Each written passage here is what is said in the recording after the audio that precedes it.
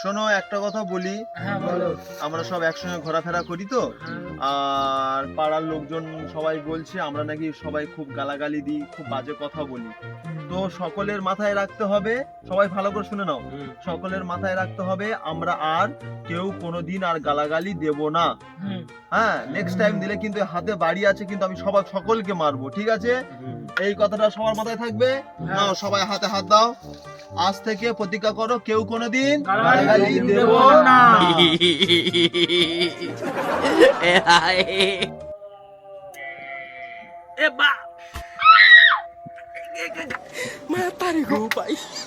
এই বোকা ছেলে,